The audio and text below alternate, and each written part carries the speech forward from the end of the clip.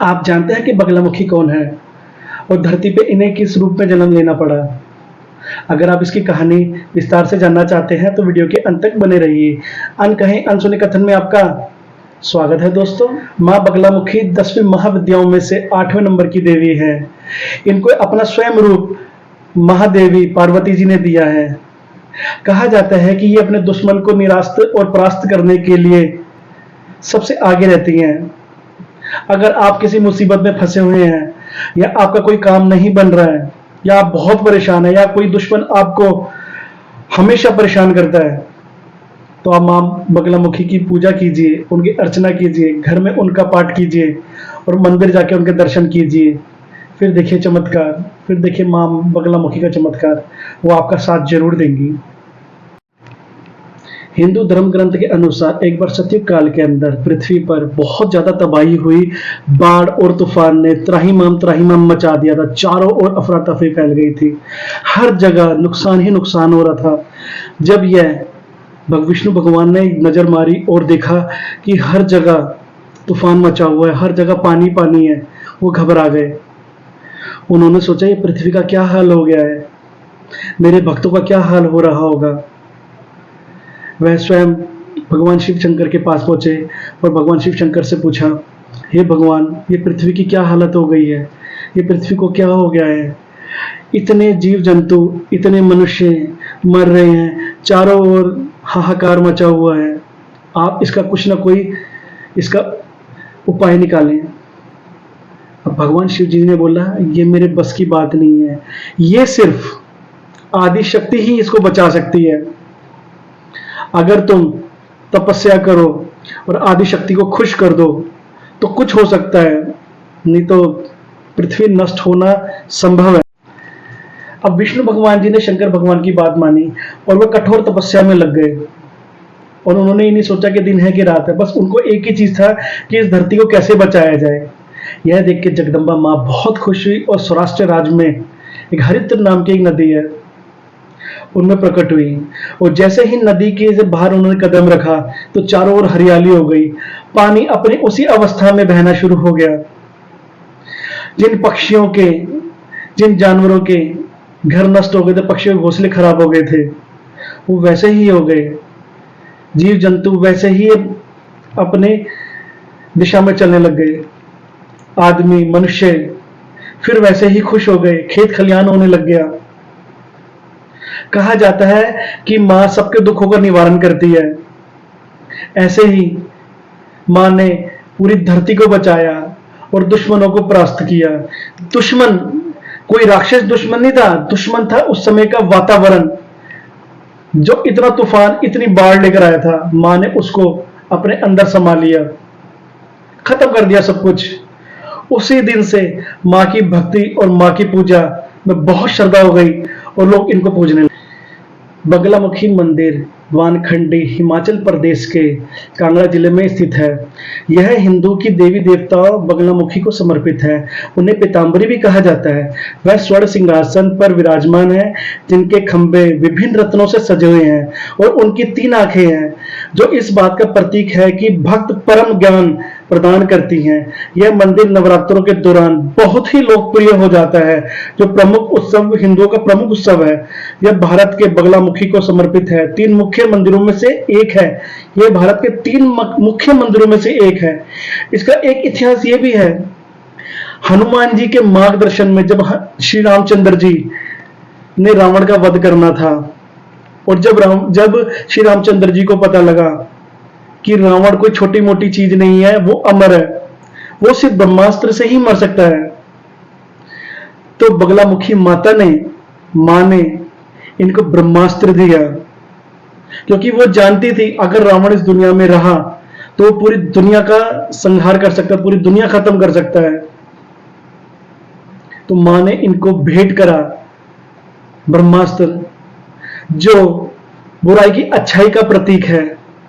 और आज भी लोगों की बहुत मान्यता है कि इस मंदिर में जाने से आपके बहुत कष्ट खत्म होते हैं, आप दुश्मनों पर विजय प्राप्त कर सकते हैं। इस मंदिर की बात ही निराली है। पहले 1990-1992 में एक छोटा सा खंडर मंदिर हुआ करता था, कोई इतनी पहचान नहीं थी। अचानक ही इस मंदिर में ऐसा पता नहीं क्या चमत्कार हुआ, दूर दूर से लोग आने लगे, नेता अभिनेता लोग दर्शन करने लगे, लोगों के बिगड़े काम बनने लगे, लोग जो चीज मांगते थे लोगों को वो चीज मिल जाती थी। लेकिन जो भी काम करा जाता था वो श्रद्धा से किया जाता था। और श्रद्धा, कोई चीज चाहिए आपको चाहिए ना, उसके लिए श्रद्धा बहुत जरूरी है, आपका सच्चा दिल बहुत जरूरी है। आप कोई भी काम करते हो उसमें पैशन बहुत जरूरी है। तो ऐसा ही था, इस मंदिर को पहले कोई नहीं जानता था, अचानक इस मंदिर में पता नहीं ऐसा क्या हुआ, हीरो हीरोइन भी आने लगे, अभिनेता भी आने लग गए, नेता लोग भी आने लगे, बड़े बड़े भंडारे लगने लग गए, नवरात्रों में बड़ी धूम होने लग गई, मेले लगने लग गए। और हिमाचल तो आपको पता ही है देवी देवताओं की भूमि कहा जाता है। दोस्तों एक बार जरूर जाइए बगलामुखी मंदिर। अगर आप किसी से परेशान है, अगर कोई आपको बहुत परेशान करता है, जाना बनता है दोस्तों। हो सकता है मां का बुलावा ही हो आपके लिए। एक मान्यता यह भी है कि भगवान श्री कृष्ण जी ने पांडवों को कहा कि अब अगर तुम्हें विजय प्राप्त करनी है कौरवों पे और तुम्हें पांचों के पांचों भाई रहने हैं तो एक बार दोहरा माता के दर्शन जरूर करके आए। पहले बगलामुखी माता के मंदिर का नाम दोहरा माता होता था। वो वहां गए, बड़ी श्रद्धा से गए और दर्शन किए। ये मंदिर पांडवों काल में बना था और उन्होंने वहां पीले वस्त्र चढ़ाए, खड़ी हल्दी चढ़ाई। दुनिया में कोई ऐसा मंदिर नहीं है जहां पे खड़ी हल्दी चढ़ाई जाती हो।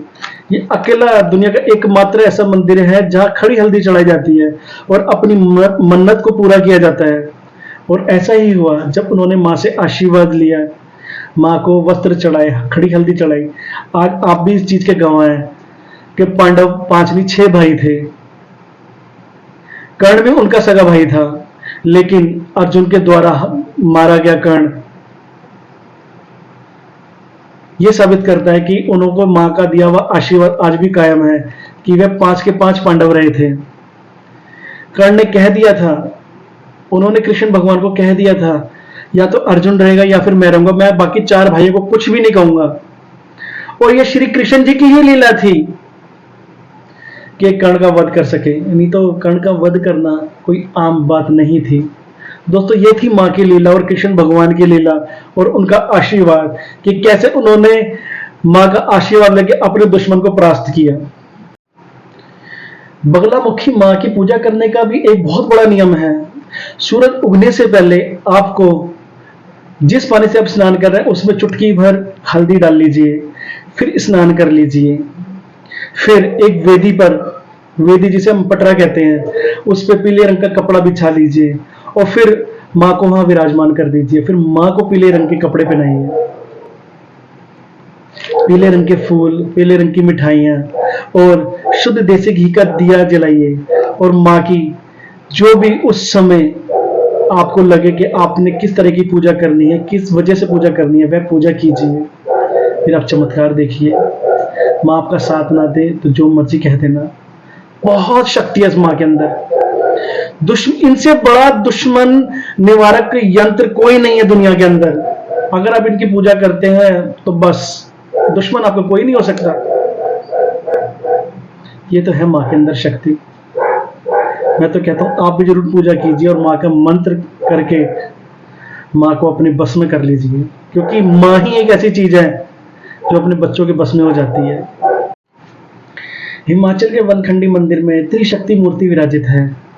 बीच में बगलामुखी माता की मूर्ति है, दाएं और लक्ष्मी माता की मूर्ति है और बाएं और सरस्वती माता की मूर्ति है। यह मंदिर तंत्र मंत्र के लिए बहुत प्रसिद्ध है। इस मंदिर की ना एक बात बहुत खासियत है कि इस मंदिर के चारों ओर शमशान घाट है और निकट में ही नदी है जो इसे और प्रसिद्ध करती है। इस मंदिर में एक और सबसे बड़ी खासियत बात यह है कि यहाँ जो माता की मूर्ति है ना वो स्वयंभू, मतलब कि खुद उत्पन्न हुई है, किसी के द्वारा बनाई गई नहीं है। बहुत मान्यता है इस मंदिर के अंदर। बड़ी दूर दूर से लोग आते हैं इस मंदिर के अंदर अपनी मान्यता मांगने के लिए और उनकी पूरी भी होती है। लोग देख के हैरान हो जाते हैं कि मंदिर ऐसी जगह पे बना हुआ है जहां शमशान घाट है। साधु महात्मा 12 के 12 महीने आए हुए होते हैं इस मंदिर के अंदर। तंत्र विद्या, तंत्र करा भी जाता है, सिखाया भी जाता है। और हल्दी का तो बहुत महत्व है इस मंदिर के अंदर। अगर आप हल्दी चढ़ाते हैं, मैंने आपको पीछे भी यही बताया, अगर आप हल्दी चढ़ाते हैं, पीले वस्त्र चढ़ाते हैं, पीली मिठाई चढ़ाते हैं और तहे दिल से सच्चे मन से माता की आराधना करते हैं, तो ऐसा हो नहीं सकता आपकी बात पूरी ना हो। मैंने बहुत वीडियो देखी है उसके ऊपर, मैंने गूगल पे भी, मैंने यूट्यूब पे भी बहुत चीजें देखी हैं। हर किसी बंदे ने यही बताया, हर किसी ने यही चीज का उदाहरण दिया है कि यह मंदिर चमत्कार से कम नहीं है। एक बार जरूर जाइए दोस्तों, अगर आप निराश नहीं है तब भी जाइए, अगर निराश हैं तो जरूर जाइए और जाके दर्शन कीजिए। जय बगलामुखी माता की। कहते हैं कि हिमाचल प्रदेश को माओ का घर कहा जाता है, मतलब कि माताओं के जितने प्रसिद्ध मंदिर हैं 9 माताओं में, उनमें 7 प्रसिद्ध मंदिर हिमाचल में हैं। एक मोहाली में है मनसा देवी मंदिर, और एक वैष्णो माता वो जम्मू के अंदर है। बाकी आप समझ सकते हैं कि 7 देवियां हिमाचल में हैं। कितनी आस्था होगी हिमाचल वालों की। मैं ये नहीं कह रहा कि जम्मू वालों की में आस्था नहीं होगी या दिल्ली वालों में आस्था नहीं होगी, लेकिन फिर भी देवी का घर हिमाचल में ही क्यों है, बहुत बड़ी बात है। क्योंकि वहां के लोगों में बहुत आस्था होती है। वो लोग अपने पुराने रीति रिवाज नहीं भूलते। हमारे में तो आज क्या है, हम आज हैं, अब आप देख रहे हो हर धीरे धीरे हर फेस्टिवल धीरे धीरे लोग भूलते जा रहे हैं, सिर्फ एक फॉर्मेलिटी रह गया। लेकिन हिमाचल में ये चीज नहीं है, वहां आज भी हर फेस्टिवल वैसे ही मनाया जाता है। बड़ा अच्छा लगता है। मैं 2-3 बार हिमाचल गया हूं, तो मुझे ऐसा लगता है कि वाकई कोई भी फेस्टिवल है बड़े दिल से मनाया जाता है। चाहे वहां का खाना हो, चाहे वहां की धाम हो, आनंद आ जाता है खाना खा के, वहां का प्रसाद खा के। दोस्तों, अगर आपको मेरी वीडियो अच्छी लगी है तो इसको लाइक कीजिए, शेयर कीजिए, माँ का नाम लेते हुए मेरे वीडियो को सब्सक्राइब कीजिए और मेरा साथ दीजिए। जय माता की दोस्तों।